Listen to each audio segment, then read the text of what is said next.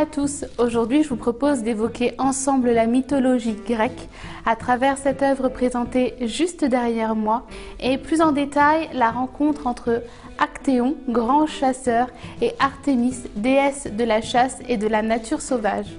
Artémis, de son nom grec, est connue chez les Romains en tant que Diane. Elle est la fille de Zeus et la sœur jumelle d'Apollon, dieu des arts, de la beauté, de la poésie, du chant et de la lumière. Reconnue comme étant une vierge farouche, ses attributs sont l'arc, le carquois, les flèches, la biche et surtout le croissant de lune. La scène relatée dans la peinture juste derrière moi nous raconte la rencontre entre Artémis et Actéon, comme j'ai pu le dire, grand chasseur qui a été élevé par le centaure Chiron, et c'est ce dernier qui lui a appris l'art de la chasse. Ce mythe est représenté depuis l'Antiquité. Chez les Grecs, on a des traces dès l'époque archaïque.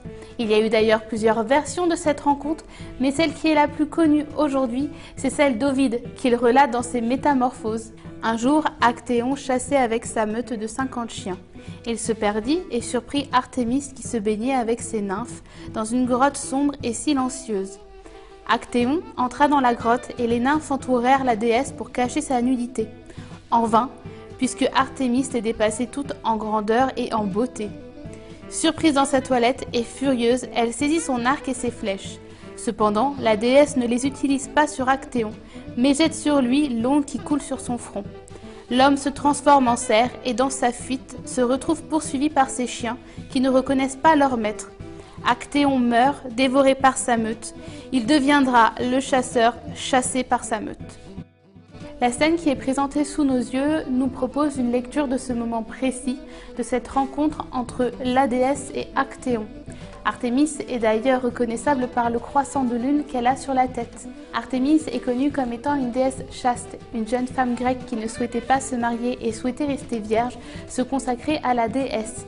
Et cette dernière n'hésite pas à punir les hommes qui tentent de la séduire ou même de la regarder. C'est le cas avec Actéon. Et ses sentences sont sans pitié. Artémis ne tue pas directement Actéon, mais le transforme en cerf, ce qui au final lui sera certes fatal. Elle obtient ainsi sa vengeance, mais surtout l'assurance que ce dernier ne répétera pas qu'il a surpris la déesse lors de sa toilette. En arrière-plan de la scène principale, c'est-à-dire le bain de la déesse, on peut observer une petite scène. Un homme est couché au sol et est transpercé par 3 flèches. Une femme se tient à côté de lui, peut-être est-ce une nymphe. Quoi qu'il en soit, cette scène soulève beaucoup de questions, puisque si l'on s'en tient à la version d'Ovide dans ses Métamorphoses, Actéon n'est pas transpercé par des flèches. Il décède transformé en cerf et dévoré par ses chiens. Ainsi, cette scène est peut-être un parti pris de l'artiste, peut-être est-ce une interprétation d'une autre version de la rencontre entre la déesse et le chasseur Actéon, mais cette scène marque la lecture de l'histoire qui nous est faite d'une violence. Et ceci témoigne de la sévérité des sentences de la déesse envers les hommes et surtout envers Actéon. De cette huile sur toile, nous ne connaissons pas l'artiste.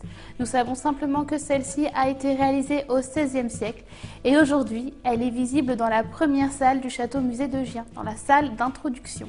J'espère que cette courte vidéo vous a plu, que vous en avez appris un peu plus sur les collections présentées au château-musée de Gien, mais surtout vous en avez appris un peu plus sur la mythologie grecque et notamment sur la déesse de la chasse Artémis. En attendant, je vous dis à très bientôt pour une prochaine vidéo et n'hésitez pas à suivre notre actualité. Au revoir!